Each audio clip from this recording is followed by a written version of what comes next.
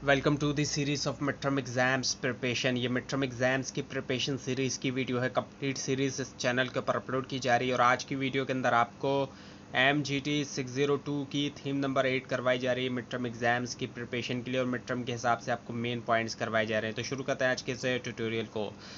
Strategic management and its role in entrepreneurship.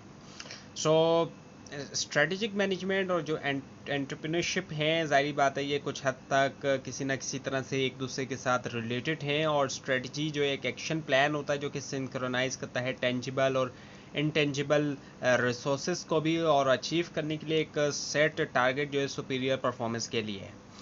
Strategic management जो है जारी बात है एक मैनेजमेंट की ही ब्रांच है और ये जो है एसेंशियल है मैनेज करने के लिए ऑर्गेनाइजेशनल टेंजिबल और इंटेंजिबल रिसोर्सेज ताकि अचीव किया जाए लॉन्ग टर्म और शॉर्ट टर्म गोल्स और ऑब्जेक्टिव जो है सस्टेनेबल कॉम्पिटिटिव एडवांटेज के लिए इंडस्ट्री के अंदर। और जो तीन मेन फेजेस होते हैं स्ट्रेटेजिक मैनेजमेंट के, उनमें स्ट्रेटजी फॉर्मुलेशन होता है, फॉर्मुलेट किया जाता है, फिर इम्प्लीमेंट किया जाता है, उसके अलावा स्ट्रेटजी को इवेल्यूएट और कंट्रोल किया जाता है। स्ट्रेटेजिक मैनेजमेंट जो है वो एक मेथड होता है जिसके ज़रिए एंटरप्रेन्योर असेस करते हैं उनके आइडिया की वाइबिलिटी और इम्प्लीमेंट करते हैं एक अप्रोप्राइट स्ट्रेटजी ताकि इंश्योर कर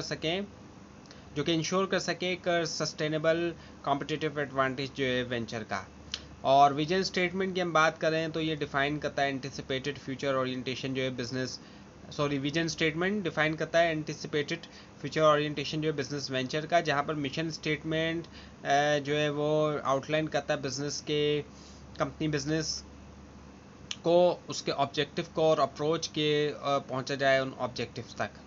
और जो मेन क्वेश्चन हैं जो कि पूछे जाते हैं जब प्लान किया जा रहा है बिजनेस के लिए, वो ये कि पहला, what is your general business description, आपका जनरल बिजनेस डिस्क्रिप्शन क्या है। उसके बाद ये what is your business model आपका क्या है। उसके बाद ये कि is it sustainable viable business idea, क्या ये sustainable business viable business idea है। उसके बाद ये कि for starting a new venture, start करने के लिए न्यू वेंचर शॉर्ट एनालिसिस जो होता है बिजनेस का और इंडिविजुअल का खुद से वो करना लाजमी है। और शॉर्ट का मतलब ये होता है strength, weakness, opportunities and threats. Strength की हम बात करते हैं, सो ये पॉजिटिव इंटरनल फैक्टर होते हैं जो कि बिजनेस वेंचर को यूज़ करना होता है अचीव करने में विजन, मिशन, गोल और ऑब्जेक्टिव। जो कि वीकनेसेस जो नेगेटिव इंटरनल फैक्टर होते हैं जो कि जाहिर बातें रोकते हैं बिजनेस वेंचर की कैपेबिलिटी की अचीव कर सके विजन, मिशन, गोल्स और ऑब्जेक्टिव्स। अपॉर्चुनिटीज़ जारी बात है पोटेंशियल ऑप्शन जो कि अवेलेबल होता है एक्सटर्नल एनवायरनमेंट में जो कि एक एंटरप्रेन्योर एक्सप्लॉइट कर सकता है अचीव करने के लिए उसका विजन, मिशन, गोल्स और ऑब्जेक्टिव्स। थ्रेट्स होते हैं जो कि नेगेटिव फोर्सेस होती हैं जो कि बाहर से आते हैं जो कि रोकते हैं बिजनेस वेंचर की कैपेबिलिटी को कि वो अचीव कर सकें उनका विजन, मिशन, गोल्स और ऑब्जेक्टिव। और इसके अंदर इकोनॉमिक फोर्सेस भी आ जाती है, इकोनॉमी की सूरत हाल, इसके अलावा सोशल और कल्चर, किसी भी कंट्री का कल्चर भी आ जाता है इसके अंदर। डेमोग्राफिक फोर्सेस भी आ जाती हैं, इनकी जो पॉपुलेशन है वो। और इसके अलावा नेचुरल एनवायरनमेंट भी आ जाता है और पॉलिटिकल और गवर्नमेंटल भी आ जाता है, गवर्नमेंट का चेंज होना वो भी जो है वो असर करता है बिजनेस को। गोल्स जो है वो ब्रॉड रेंज एट्रीब्यूट्स होते हैं जो कि एक बिजनेस को बिजनेस चाहता है अकम्प्लिश करना। गोल जो होते हैं जनरल होते हैं और कभी कभी इवन के एब्स्ट्रैक्ट भी होते हैं। गोल जो है वो जनरल होते हैं, स्पेसिफिक नहीं होते हैं। उसके बाद ये कि ऑब्जेक्टिव्स, अब इसके मुकाबले में ऑब्जेक्टिव स्पेसिफिक भी होते हैं, प्रिसाइज और क्वांटिफाइबल प्लान होता है परफॉर्मेंस के लिए। और ये एड्रेस करता है इश्यूज़ को जैसे कि प्रॉफिटेबिलिटी, प्रोडक्टिविटी, ग्रोथ और जो दूसरे की एस्पेक्ट्स होते हैं एक बिजनेस के। स्ट्रेटजी की हम बात करें, एक एक्शन प्लान जो कि सिंक्रोनाइज करता है टेंजिबल और इंटेंजिबल रिसोर्सेज अचीव करने के लिए एक सेट टारगेट सुपीरियर परफॉर्मेंस के लिए। एक रोड ऑफ एक्शन होता है जो कि एक एंटरप्रेन्योर को ड्रॉप करना होता है ताकि अटेंड करे वेंचर का मिशन, विजन, गोल्स और objectives. Porter generic strategic positioning model के मुताबिक कॉस्ट लीडरशिप स्ट्रेटजी एक स्ट्रेटजी होती है जिसके अंदर एंटरप्रेन्योर जो है वो स्ट्राइव करता है कि वो रहे लो कॉस्ट प्रोड्यूसर उसके कॉम्पिटिटर्स के मुकाबले में इंडस्ट्री के अंदर।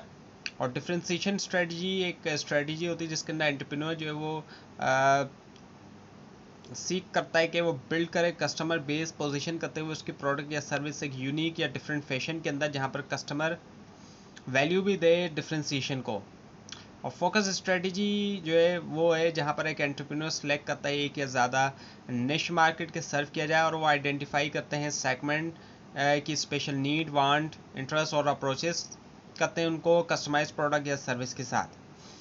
कॉम्पिटिटिव एडवांटेज को डिफाइन किया जाता है एज अ यूनिक एडवांटेज जो कॉम्पिटिटर्स के ऊपर जो कि एक एंटरप्रेन्योर हासिल करते हैं ऑफर करते हुए ग्रेटर कस्टमर वैल्यू, चाहे वो कॉस्ट के मुताबिक हो या डिफ्रेंसिएशन के मुताबिक हो।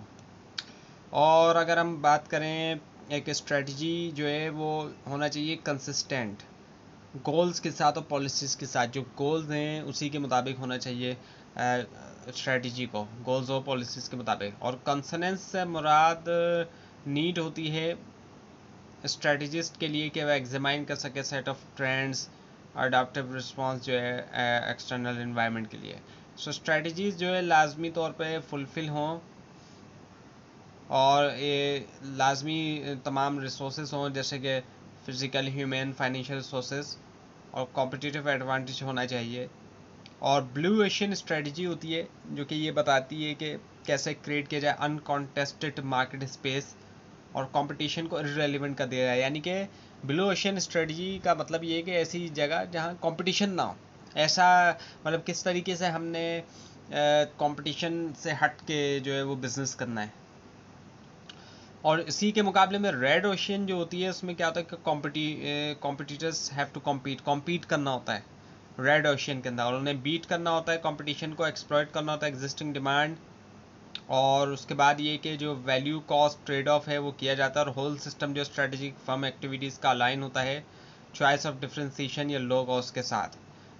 अब ब्रांड जो है वो ज़्यादा सिमिलर बन रही है और सिलेक्शन जो है वो बेस करती है प्राइस के ऊपर। सो जो 3 कोर प्रिंसिपल हैं BOS के, सो रिकन्स्ट्रक्ट मार्केट बाउंड्री। इंडस्ट्री की हम बात करें तो देखा जाए अल्टरनेटिव इंडस्ट्रीज़ के अक्रॉस, स्ट्रेटेजिक ग्रुप्स की हम बात करें तो देखा जाए स्ट्रेटेजिक ग्रुप के अक्रॉस इंडस्ट्री के अंदर, और बायर ग्रुप की हम बात कर रहे हैं डिफाइन करता है बायर ग्रुप जो इंडस्ट्री का scope of product and service offering की बात करें तो देखा जाए कॉम्प्लीमेंट्री प्रोडक्ट के और सर्विस ऑफरिंग के जो बाहर जाती हैं bounds of its industry. Functional emotional orientation of an industry की हम बात करें तो रीथिंक किया जाए फंक्शनल इमोशनल ओरिएंटेशन जो है उसकी इंडस्ट्री का। और रीच बियॉन्ड एग्जिस्टिंग डिमांड, यानी कि एग्जिस्टिंग डिमांड से आगे जाया जाए। सो थो के ये जो लॉजिक है, दो कन्वेंशनल स्ट्रेटजीज जो वो चैलेंज और फोकस जो वो लिमिटेड नहीं है एग्जिस्टिंग कस्टमर्स के साथ सिर्फ, और इसी के साथ साथ ये कि ये स्ट्रेटजीज जो है ड्राइव होती हैं फाइनर सेगमेंटेशन के लिए कि एकोमोडेट करे buyer differences. So get the strategic sequence right.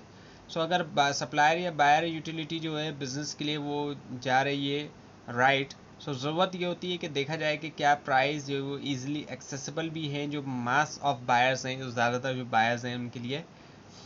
So strategy canvas जो है वो यूज़ किया जा सकता है इनको ब्लू ओशन स्ट्रेटजी में, जहाँ पे मल्टीपल फैक्टर जो है जो कॉम्पीट करते हैं इंडस्ट्री में उनको रखा जाए जहन में, और परफॉर्मेंस को जो है वो होती है जो कि मेजर्ड। तो ये थी आज की वीडियो। आपको इस बार में कोई क्वेश्चन है खास तौर पर इसमें कोई मिस्टेक दिखाई दे ज़रूर हाईलाइट कीजिए, और इस पूरी सीरीज़ को देखने के लिए और मिड टर्म एग्जाम्स की प्रिपरेशन के लिए इस चैनल को सब्सक्राइब कीजिए, बेल आइकन के ऊपर क्लिक कीजिए। Thanks for watching this video and best of luck for your exams.